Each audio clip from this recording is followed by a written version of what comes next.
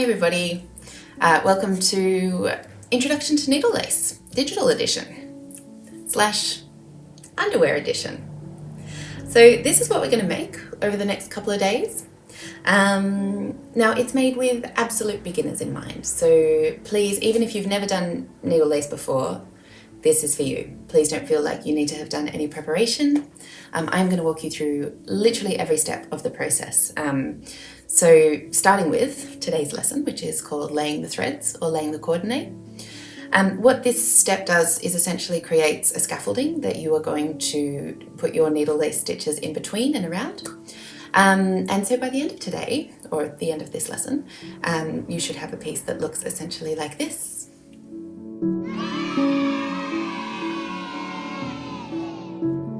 Please excuse those sound effects, but I couldn't resist. So without any further ado, let's just get stuck into it.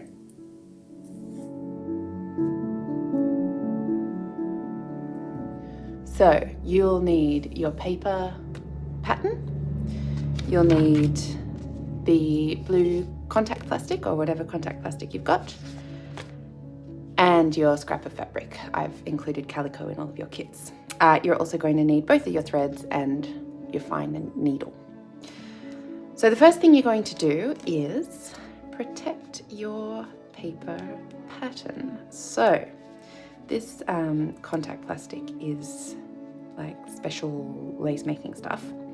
And the reason why you use it is twofold. Firstly, it protects your paper pattern, so it won't tear. And secondly, it provides this really nice surface for your needle to slide off of. So there we go, we've unpeeled it. I'm gonna put your paper pattern face down.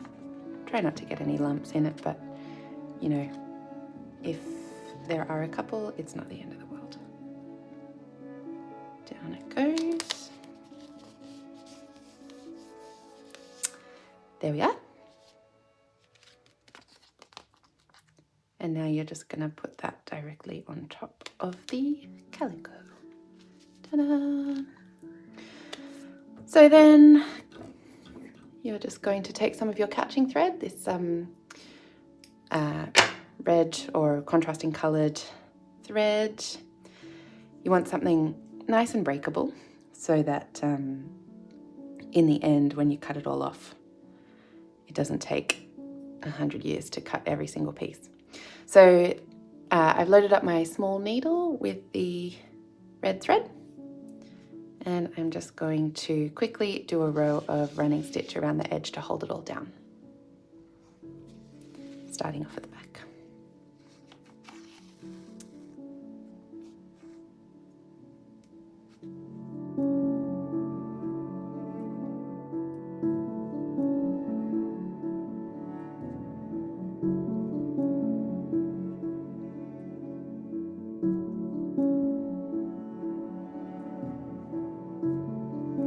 There you have it. So nice little line of running stitch. It's all secure. Your paper is sandwiched in there and nice and safe. So this next step is called laying the cordonnet or cordonnet. Laying the cordonnet. I don't know. I've only ever seen it written down. But anyway, what we're going to do is lay the foundation. We're going to cover all of the lines of our sampler in our lace thread so that we can work the stitches on top and in between. So very, very importantly, I've got the couching thread here. Now the couching thread, this contrasting cotton, is the only thing that will ever actually pierce the plastic and the paper. So everything in white, everything in your lace thread will sit on top. Couching thread goes through. That way, when we finish it, we can turn this over, open it up, and just cut the couching threads. So starting at the back, what I'm going to do is we'll first tackle the outline. So attach your couching thread, little back stitch to the back of your piece. And if you are also doing this little knickers shape, we're going to bring it up one second. We're going to bring it up here. Yes. Okay, so top corner, this one here. The reason why it's in that corner will become apparent later. So you've got your thread coming up through the backing, through the fabric. Now what you're going to do is cut a very nice long length. I'm going to go for about nearly a meter, I think, or maybe even longer, 1.5 meters, I reckon. No idea what that is in feet, I'm really sorry. Anyway, quite long, because this is going to sit on top and cover all of these bits. If it's not long enough, don't worry about it, we can add some more. But anyway, there's our lace thread. It's folded in half, so you've got a little loop at the end. What you're going to do is take your needle with your couching thread and you're going to put it through the end, like that. And now, I'm going to turn around.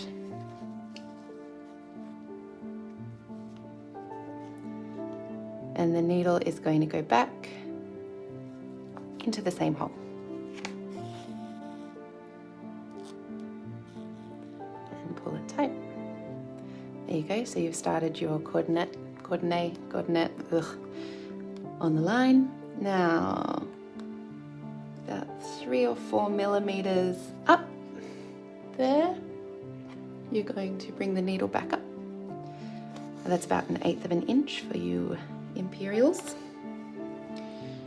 And then back down again in the same hole. So you're slowly couching your thread all the way around. Ooh, and it's prone to knotting at this point, so, you know, have patience. Actually, have patience for the whole thing. This is all very slow.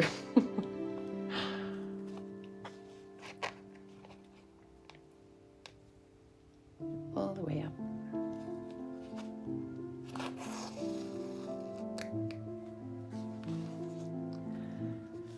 So what you're going to do is go all the way around, all the way around, all the way around the outline, and then I'll get you to stop here. So just where the band starts again, and got a little nifty trick there.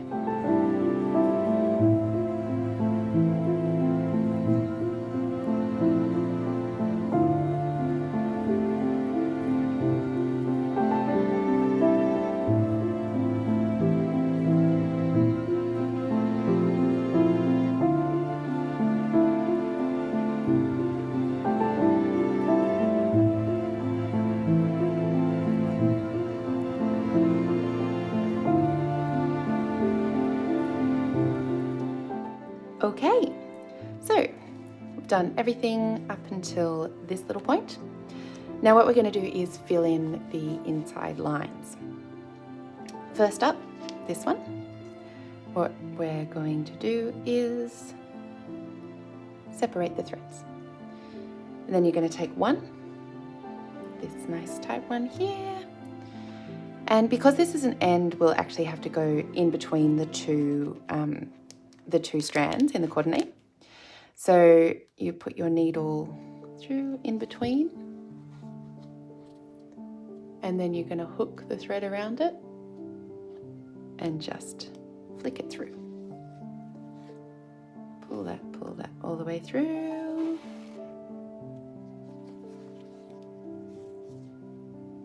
Then you're going to bring it down. And we're going to couch along there. So with our couching thread up to the top.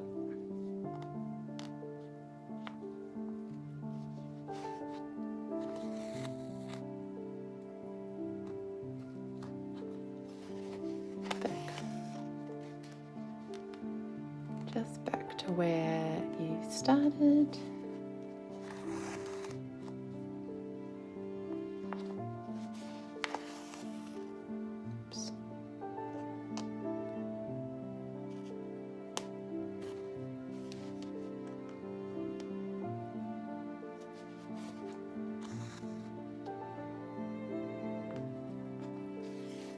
There we go.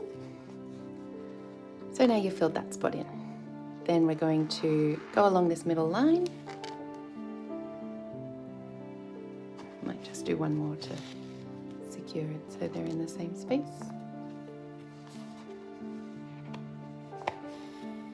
That's better. So your threads are back together and we're going to go along there. So starting here.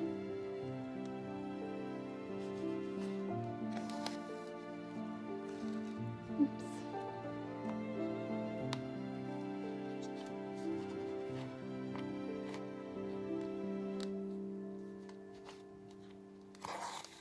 Up to the first junction here.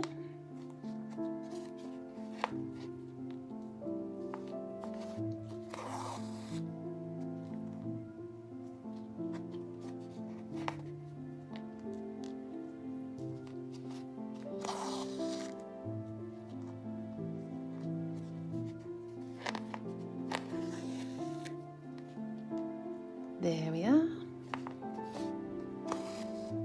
And back through. Now you're going to split your threads again.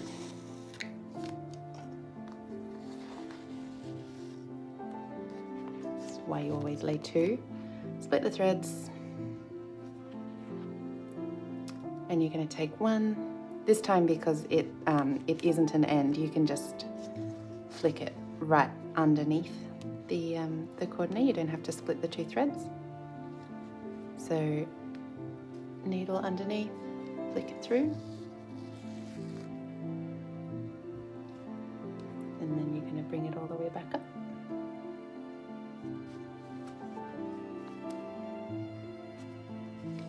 And couch it. So all the way along this line, so branching down as you go along, and then it'll all be ready to start filling.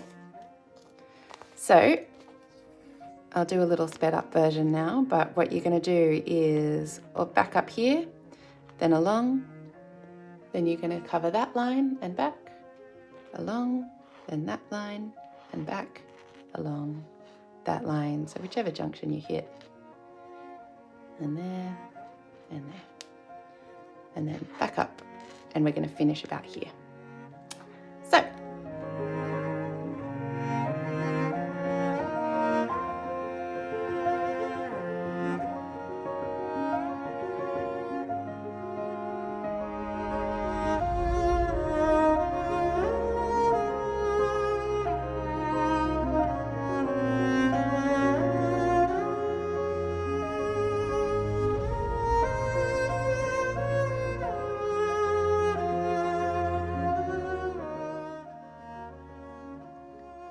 So I'm just going to pause here for 1 second and show you a little nifty way of finishing off. So we'll split the threads one more time and pull one of them back. So we just want to make sure that everything's being held in by the couching thread. So you've got one coming back, you're going to have this other one going that way. And this bit of your coordinate is going to have 3 strands. So through there. This is just to tie in all the ends rather than having to sew them in later. Ooh, come on, twist it around. There we go. So over the 3, all the way down. You want a couple of centimetres or about an inch or just under of threads woven in, just to make sure they don't come out and unravel.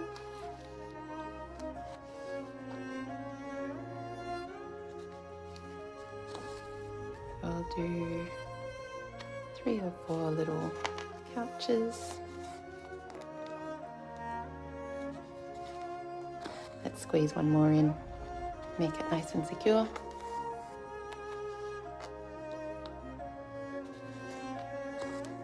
There we go. So I'll just tie that off underneath.